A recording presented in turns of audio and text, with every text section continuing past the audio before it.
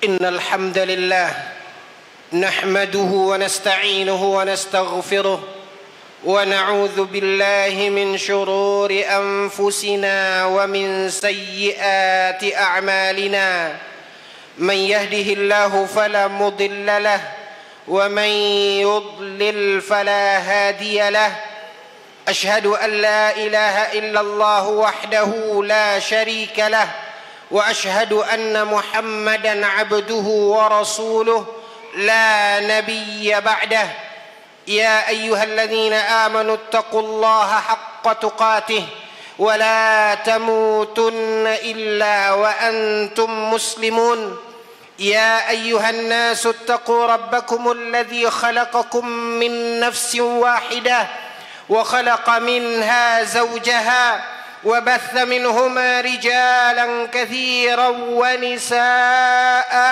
واتقوا الله الذي تساءلون به والأرحام إن الله كان عليكم رقيبا.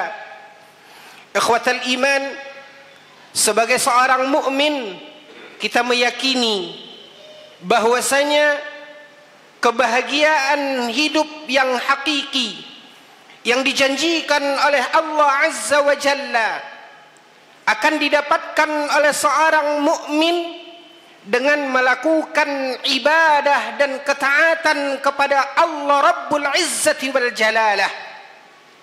Maka di dalam melaksanakan ketaatan dan ibadah kepada Allah yang telah menciptakan kita, kita juga telah mengetahui dari uraian apa yang kita baca, penjelasan dari para ulama, di mana ibadah akan diterima oleh Allah Jalla wa Ala ketika ibadah dan ketaatan yang kita lakukan memiliki dan memenuhi dua syarat, yaitu syarat melakukan ibadah dan ketaatan dengan keikhlasan, mengharap pahala dan ridha dari Allah Azza wa Jalla semata. Lalu kemudian mengikuti, mencontoh dan menauladani apa dan bagaimana di dalam ibadah yang telah dicontohkan oleh Nabi sallallahu alaihi wasallam. Maka tinggal kembali kepada diri kita masing-masing, sejauh mana kita melaksanakan ibadah dan ketaatan memenuhi ketentuan dan syarat. Maka hal itulah yang akan membuat dan menyebabkan ibadah kita diterima oleh Allah Jalla wa Ala. Maka satu ibadah dan ketaatan yang dilakukan tanpa keikhlasan, sesungguhnya hal itu akan membuat ibadah tersebut ditolak oleh Allah Subhanahu wa taala. Allah Jalla wa Ala berfirman di dalam Al-Quran, وَمَا أُمِرُوا إِلَّا لِيَعْبُدُوا اللَّهَ مُخْلِصِينَ لَهُ الدِّينَ. Kata Allah Azza wa Jalla, tidaklah kita Allah perintahkan untuk beribadah kecuali agar kita beribadah itu dengan keikhlasan, mengharap pahala dan ridha dari Allah Tabaraka wa Ta'ala. Begitu juga kita harus berusaha memahami dan mempelajari bagaimana tata cara di dalam ibadah yang akan kita laksanakan. Imam Al-Bukhari memberikan satu bab di dalam kitab sahihnya, Babul Ilmi Qabla Al-Qawli Wal Amal, yaitu bab yang menjelaskan tentang kewajiban kita berilmu, kewajiban kita faham sebelum kita berkata dan beramal. Karena sesungguhnya Rasulullah sallallahu alaihi wasallam bersabda, "Man 'amila 'amalan laisa 'alaihi amruna fahuwa raddun." Kata Nabi sallallahu alaihi wasallam, barang siapa yang melakukan satu amalan tidak mengikuti dan menauladani dan tidak mencontoh tata cara yang telah kami ajarkan, kata Nabi sallallahu alaihi wasallam, fahuwa raddun, maka amalnya tersebut ditolak oleh Allah Subhanahu wa taala. Maka berusahalah kita di dalam hidup kita untuk menggapai yang namanya keikhlasan di dalam segala perbuatan kita, di dalam ubudiyah kita kepada Allah Tabaraka wa Ta'ala.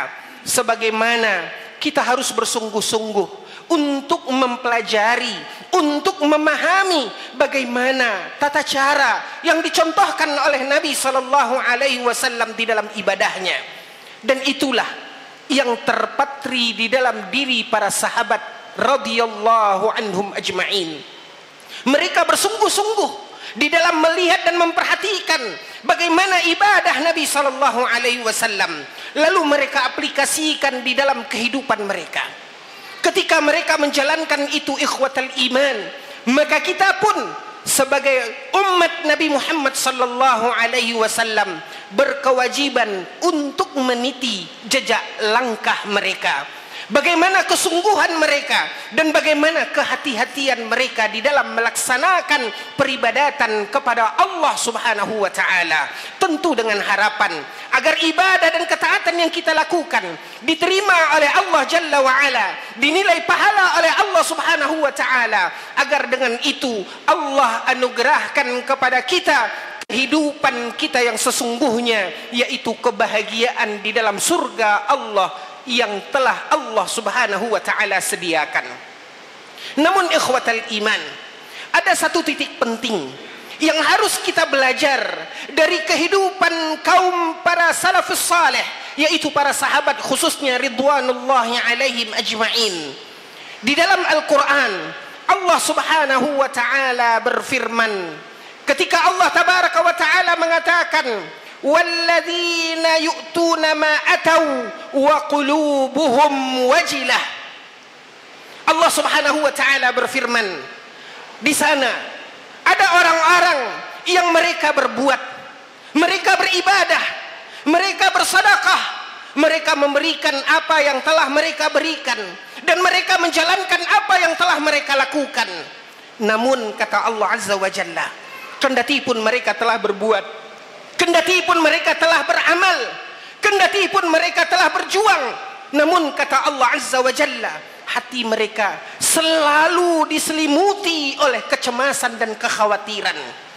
Ummul Mukminin Aisyah radhiyallahu anha datang kepada Nabi sallallahu alaihi wasallam. Lalu Ummul Mukminin Aisyah radhiyallahu anha bertanya kepada Nabi, "Ya Rasulullah, siapakah yang dimaksudkan oleh Allah di dalam ayat tersebut? Orang-orang yang hati mereka selalu dirundung ketakutan dan kecemasan, padahal mereka telah berbuat. Ayasharabunal khumur, apakah mereka itu adalah orang-orang yang meminum khamar?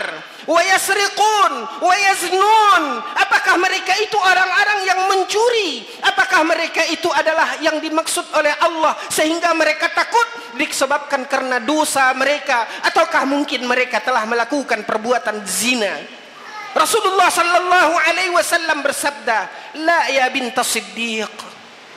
Yang dimaksudkan di dalam ayat itu bukanlah mereka-mereka yang berbuat dosa, bukanlah orang-orang yang takut karena kesalahan dan dosa mereka, tapi sesungguhnya orang-orang yang dipuji oleh Allah Jalla wa Ala di dalam ayat yang mulia itu, mereka adalah orang-orang yang yusallun wa yatasaddaqun wa yasumun. Mereka itu adalah orang-orang yang bersedekah, orang-orang yang salat, orang-orang yang berpuasa, orang-orang yang melakukan ibadah dan ketaatan. Namun kendati pun mereka telah berbuat, masih ada kecemasan di dalam diri mereka. Kecemasan bukan karena mereka cemas Allah tidak akan memberikan balasan, padahal Allah Subhanahu wa taala telah berjanji. Mereka cemas bukanlah kecemasan akan di mana Allah lupakan apa yang telah mereka lakukan, karena sesungguhnya Allah Subhanahu wa taala la yukhliful mi'ad.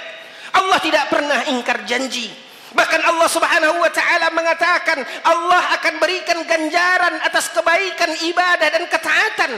Bahkan Allah akan berikan balasan dan pahala yang berlipat ganda. Apa yang mereka khawatirkan padahal mereka telah berbuat, padahal mereka telah beramal. Rasulullah sallallahu alaihi wasallam menjelaskan, itulah kemuliaan yang ada di dalam hati para sahabat. Kendati pun mereka telah bersungguh-sungguh di dalam ibadah dan ketaatannya, tapi bukan berarti apa yang telah mereka lakukan itu menumbuhkan rasa ujub di dalam diri mereka, rasa bangga di dalam diri mereka. Dan Dan tidak ada seorang pun di antara mereka yang membusungkan dada atas apa yang telah mereka ukir di dalam hidupnya. Aku telah berbuat, inilah diriku. Jauh dari kehidupan para sahabat. Mereka sangat khawatir akan sifat ujub di dalam diri mereka. Mereka selalu ada kekhawatiran dan ketakutan, padahal mereka telah berbuat. Gunung emas telah mereka ukir seumur hidup mereka. Namun bukan berarti mereka datang dengan membusungkan dada dan kesombongan seperti penyakit yang sering menghidap kita ikhwatal iman pada hari ini. Tidak ada di antara mereka yang menggaransi atas dirinya, atas apa yang telah mereka lakukan. Makanya kita akan mendapatkan dan membaca bagaimana tawaduknya para salafus saleh, para sahabat dan para a'immatul huda. Padahal mereka telah berbuat, padahal begitu banyak catatan kebaikan dan ibadah mereka. Lihatlah Imam Ibnul Jauzi rahimahullahu ta'ala, apa yang tidak beliau lakukan. Ribuan orang kembali kepada hidayah Allah lewat tangan Imam Ibnul Jauzi. Puluhan ribu karangan Imam Ibnul Jauzi yang sampai detik ini dimanfaatkan oleh para talabatil ilm, dan ini akan menjadi amal jariah dan ilmu yang bermanfaat bagi beliau tak terhenti ketika walaupun beliau telah wafat. Ratusan ribu orang-orang yang memeluk agama Islam dari kalangan kuffar lewat nasihat dan tangan Imam Ibnul Jauzi. Bahkan jutaan murid yang bersimpuh duduk di majlis beliau belajar dari pengetahuan dan ilmu Imam Ibnul Jauzi. Sebegitu banyak kebaikan yang telah dilakukan oleh Imam Ibnul Jauzi di dalam hidupnya, tidaklah membuat beliau angkuh dan sombong. Beliau selalu mengatakan kepada murid-muridnya, wahai murid-muridku, jika kelak kalian dimasukkan oleh Allah subhanahu wa ta'ala ke dalam surga, dan ketika kalian di dalam surga dan kalian tidak melihat Ibnul Jauzi, kalian tidak mendapatkan aku di sana ketika kalian telah masuk ke dalam surga, maka tolong sampaikan dan minta kepada Allah azza wa jalla, sesungguhnya Imam Ibnul Jauzi lah yang telah menunjukkan kami jalan ke surga. Begitulah hati para sahabat, dan begitulah para a'immatul huda. Apa yang telah mereka lakukan dari kebaikan dan ibadah tidak membuat mereka congkak dan sombong, tidak membuat mereka menganggap bahwasanya kunci surga telah ada di tangan mereka. Inilah yang dikatakan oleh Allah azza wa jalla, yang Allah puji pada hati para sahabat ridwanullahi alaihim ajma'in. Kita telah membaca bagaimana keringat dan darah telah mengalas perjalanan dakwah Rasulullah sallallahu alaihi wasallam dari keringat dan darahnya para sahabat. Tapi hal itu tidak serta-merta membuat mereka angkuh dan sombong serta membanggakan diri mereka. Masih ada sisi ketakutan dan kekhawatiran di dalam diri mereka. Ketakutan bukan karena Allah akan abai dengan apa yang Allah telah janjikan, tapi sesungguhnya ikhwatal iman, kecemasan dan ketakutan bila mana Allah tidak menerima apa yang telah mereka kerjakan.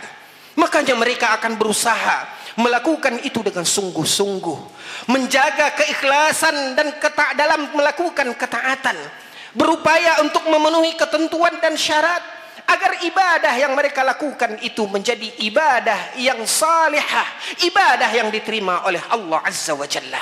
Maka inilah ikhwatal iman, satu titik pembelajaran dari ayat yang mulia yang harus kita tauladani dari kehidupan para sahabat ridwanullahi alaihim ajma'in.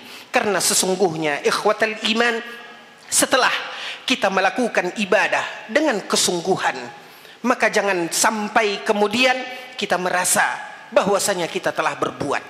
Tapi harus ada satu ruang di hati kita, ketakutan dan kecemasan, bagaimana jika Allah tidak menerima ibadah dan ketaatan kita. Aqulu qawli hadza wa astaghfirullah li wa lakum wa lisairil muslimina min kulli dhanb fastaghfiruhu innahu huwal ghafurur rahim. Astaghfirullah.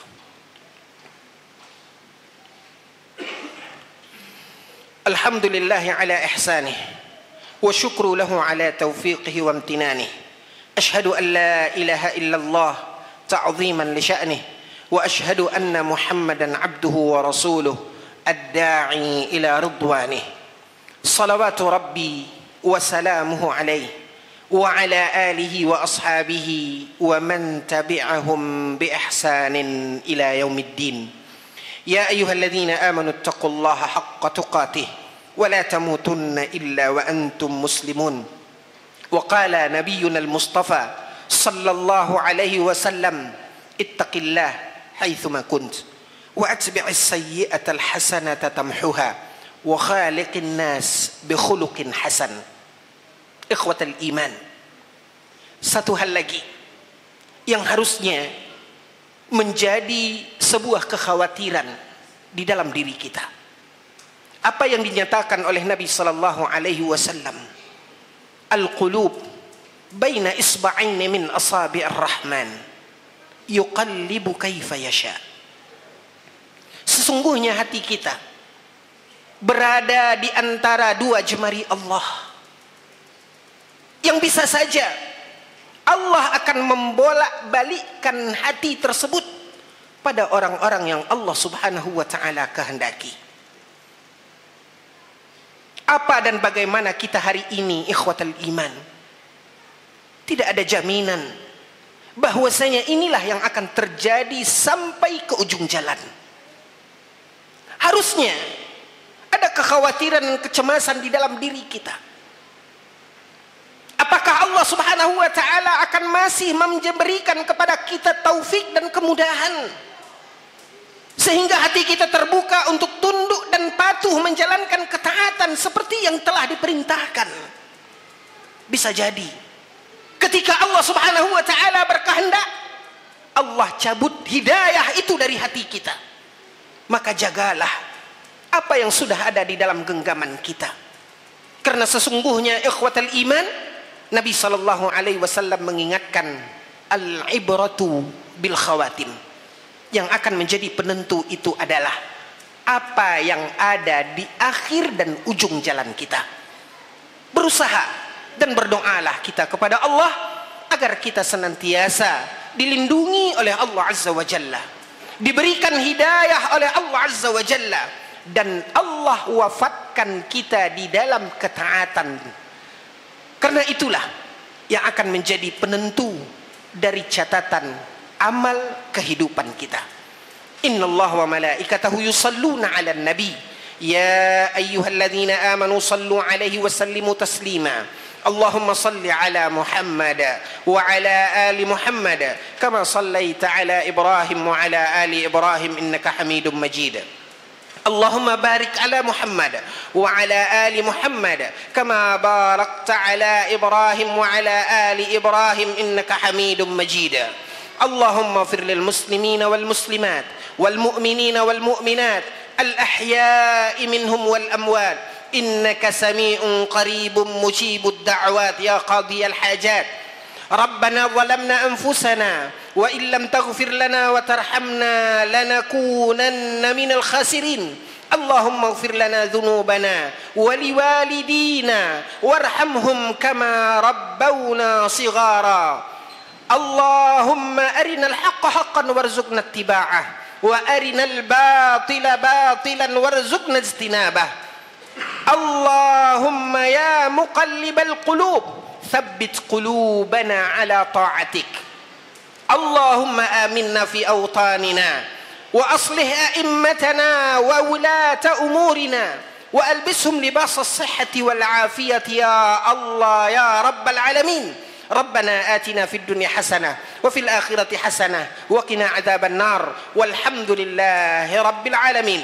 عباد الله إن الله يأمر بالعدل والإحسان وإيتاء ذي القربى وينهى عن الفحشاء والمنكر والبغي ya'idukum la'allakum tadhakkarun. Wa la dzikrullahi akbar wa qumu ila salatikum.